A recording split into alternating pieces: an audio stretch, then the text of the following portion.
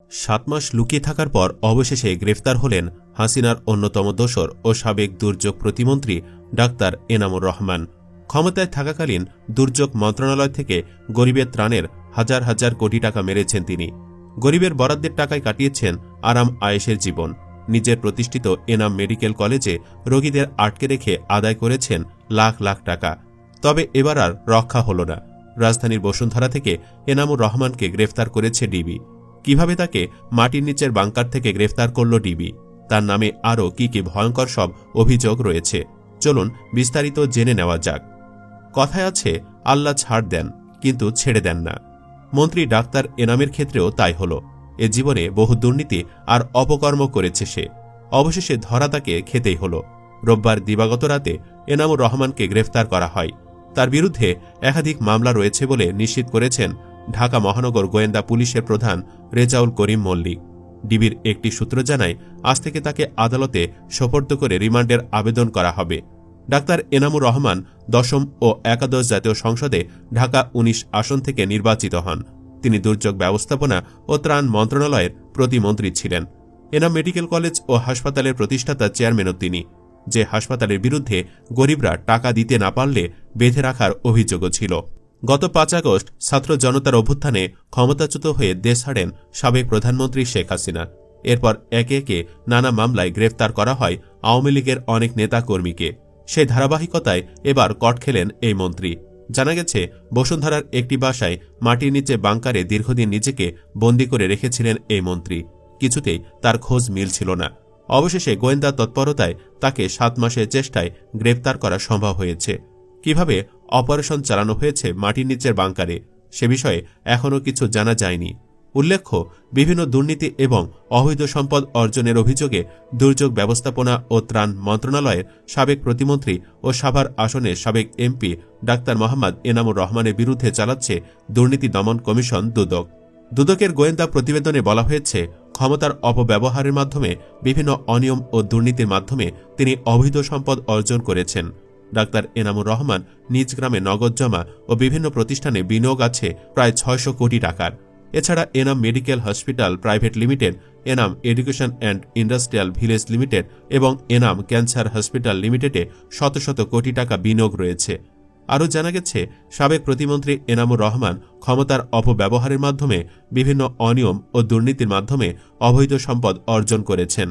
অনুসন্ধানকালে তার নিজ নামে নগদ জমা 43,54,857 টাকা, আর্থিক প্রতিষ্ঠানে জমা 1,33,23,118 টাকা সহ বিভিন্ন কোম্পানি শেয়ারে বিনিয়োগ হিসাবে 3,79,50,000 টাকার প্রমাণ পাওয়া গেছে। এছাড়া Enam medical hospital limited, Enam education and industrial village limited এবং এনাম ক্যান্সার হসপিটাল লিমিটেডে তার কোটি কোটি টাকা বিনিয়োগ রয়েছে বলে জানা যায়। সব মিলে অবৈধভাবে অঢেল সম্পদের প্রমাণ পাওয়ায় কমিশন থেকে প্রকাশ্য অনুসন্ধানের সিদ্ধান্ত গৃহীত হয়েছে। তথ্য অনুসন্ধানকালে প্রাপ্ত তার মোট স্থাবর সম্পদের মূল্য 460,60,00,000 টাকা, যা তার চাকরি সঞ্চয় দিয়ে পারিবারিক ব্যয় নির্বাহের পর কোনো ক্রমে সম্ভব নয়। তার অবৈধভাবে অর্জিত জ্ঞাত আয় বহির্ভূত সম্পদ রয়েছে বলে গোয়েন্দা তথ্য অনুসন্ধানে প্রমাণ পাওয়ায় অনুসন্ধানের সিদ্ধান্ত নেওয়া হয়েছিল। বিগত নির্বাচনে দেওয়া তথ্য অনুযায়ী সাবেক দুর্যোগ ব্যবস্থাপনা ও ত্রাণ প্রতিমন্ত্রী মোহাম্মদ এনামুর রহমানের আয় 10 বছরে বেড়েছে 5 গুণের বেশি। অন্যদিকে এনামুরের 4 স্ত্রীর নামে স্থাবর ও অস্থাবর সম্পদ থাকলেও তাদের সম্পদের বিবরণ প্রকাশ করেননি। মন্ত্রীর চেয়ে তার স্ত্রীরা বেশি ধনী বলে জানা গেছে। নির্বাচন কমিশনে এনামুর রহমানের জমা দেওয়া 10ম, একাদশ ও দ্বাদশ জাতীয় সংসদ নির্বাচনের হলফনামা থেকে বেশ কিছু তথ্য জানা গেছে। 10ম ও একাদশ জাতীয় সংসদ নির্বাচনে ঢাকা 19 আসন থেকে নৌকা প্রতীক নিয়ে নির্বাচিত হয়েছিলেন তিনি। দ্বাদশ সংসদ নির্বাচনে তিনি একই আসন থেকে আওয়ামী লীগের মনোনয়ন পেলেও অন্য 2 আওয়ামী লীগ প্রার্থীদের কাছে তিনি হেরে 3য় স্থানে নেমে আসেন। 10ম সংসদ নির্বাচনে বিনা প্রতিদ্বন্দ্বিতায় সংসদ সদস্য হয়েছিলেন এনামুর রহমান। এর ঠিক আগে 2013 সালের ডিসেম্বরে জমা দেওয়া হলফনামা অনুযায়ী সেই সময় তার আয়ের উৎস ছিল শিক্ষকতা, চিকিৎসা, আইন, পরামর্শক ইত্যাদি। এ সময় তার বার্ষিক আয় ছিল 6,84,000 টাকা। পরে 2018 সালে এনামুর রহমানের আয়ের উৎস ব্যবসা, শেয়ার, সঞ্চয়পত্র ও এফডিআর এবং সংসদ সদস্য হিসাবে জাতীয় সংসদ সচিবালয় থেকে প্রাপ্ত ভাতা থেকে। হলফনামা অনুযায়ী ওই সময় বছরে তার আয় ছিল 30 লাখ টাকার সামান্য বেশি।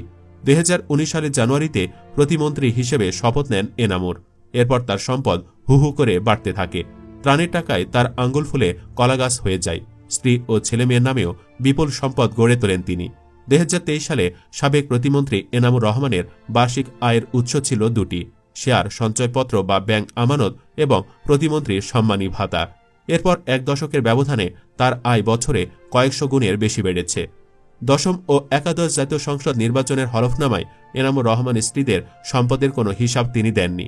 হলফনামার তথ্য বলছে, 2013 সালে এনামুরের স্ত্রীর নামে 80 ভরি সোনা ছাড়াও 17,90,000 টাকার অস্থাবর সম্পদ ছিল। আর 2018 সালে স্ত্রীর নামে 577.9 অকৃষি জমি ও 80 ভরি সোনা ছাড়াও 18 কোটি 8 লাখ টাকার বেশি নগদ অর্থ ছিল। সে সঙ্গে ছিল 2 কোটি 57 লাখ টাকার সঞ্চয়পত্র, গাড়ি আসবাবসহ বিভিন্ন ধরনের অস্থাবর সম্পদ। তবে 2023 সালের হলফনামায় স্ত্রীর সম্পদের স্থানে কিছু উল্লেখ করা হয়নি। তবে পূর্বে দেওয়া 4 জন স্ত্রীর মধ্যে কোন স্ত্রীর নামে কত সম্পদ তা খোলাসা করে বলা হয়নি। এ ব্যাপারে তার বড় স্ত্রী রওশন আরা লাভলিকে মোবাইল ফোনে পাওয়া যায়নি। তবে তার চতুর্থ স্ত্রী ডাক্তার ফরিদা বলেন, হলফনামায় কোন স্ত্রীর সম্পদের বিবরণ দেওয়া হয়েছে তা তার জানা নেই। তিনি বিষয়টি জেনে পরে জানাবেন বলে জানান। ডাক্তার এনামুর রহমান সংসদ সদস্য হওয়ার আগে 2013 সালে হলফনামায় তার ঋণ দেখানো হয়েছিল 29,63,93,000 টাকা। ওই ঋণ ইউসিবিএল ব্যাংক থেকে নেওয়া।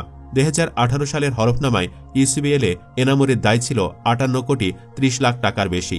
2023 সালের হলফনামা অনুযায়ী ব্যাংকটিতে তার দায় বেড়ে 87 কোটি 72 লাখ টাকার বেশি হয়েছে।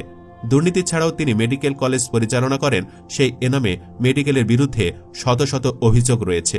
গত আগস্টে এনাম মেডিকেল কলেজ হাসপাতালে টাকার অভাবে চিকিৎসার অবহেলায় রাকিব হোসেন নামে এক শিক্ষার্থীর মৃত্যুর অভিযোগ ওঠে। 17 আগস্ট বিকেলে সাভার থানা রোডে এনাম মেডিকেল কলেজ হাসপাতালের সামনে শিক্ষার্থীরা অবস্থান নিয়ে বিক্ষোভ করেন। এর আগে চিকিৎসা বিল আংশিক বাকি থাকায় 1 মাস ধরে সাভারের এনাম মেডিকেল কলেজ হাসপাতালে এক নবজাতক ও তার মা বন্দী ছিলেন বলে অভিযোগ করে ভুক্তভোগী এক পরিবার। পরিবারটি জানায়, জমি বিক্রি ও সমিতি থেকে ঋণ নিয়ে তারা হাসপাতালের 12 লাখ টাকা বিলের মধ্যে 7 লাখ টাকা পরিশোধ করেছে, কিন্তু তাতেও মুক্তি পাচ্ছিল না নবজাতক ও মা। এমনকি প্রতিনিয়ত চিকিৎসকদের অপমান সইতে হয় তাদের। এমপির মালিকানাধীন হাসপাতাল বলে থানায় অভিযোগ দিতে গিয়েও বারবার ফিরে এসেছেন নবজাতকের বাবা আনিসুর রহমান। এমন আরও শত শত উদাহরণ রয়েছে এমপির মালিকানাধীন হাসপাতালটির বিরুদ্ধে। উল্লেখ্য, গত 5 আগস্ট রাজনৈতিক পট পরিবর্তনের পর তিনি গা ঢাকা দিয়েছিলেন। তার বিরুদ্ধে সাভার ও আশুলিয়া থানায় 9টি হত্যা মামলায় সংশ্লিষ্টতা রয়েছে। এসব মামলায় সাবেক প্রধানমন্ত্রী শেখ হাসিনা ও স্থানীয় নেতাসহ তাকেও মামলার আসামি করা হয়েছে। আইনশৃঙ্খলা বাহিনী তাকে কিছুতেই গ্রেফতার করতে পারছিল না। সে সময় বিশ্বস্ত সূত্রে জানা যাচ্ছিল তিনি ভারতে অবস্থান করছেন, কিন্তু শেষ পর্যন্ত তিনি দেশেই গ্রেফতার হলেন। সুপ্রিয় দর্শক, আপনি কি চান এই মন্ত্রীর যেন কঠিন থেকে কঠিনতর সাজা দেওয়া হয়? কমেন্ট বক্সে জানিয়ে দিন আপনার মতামত। ভিডিও ভালো লাগলে লাইক দিন এবং শেয়ার করুন, আর অবশ্যই চ্যানেলটি সাবস্ক্রাইব করুন। ধন্যবাদ।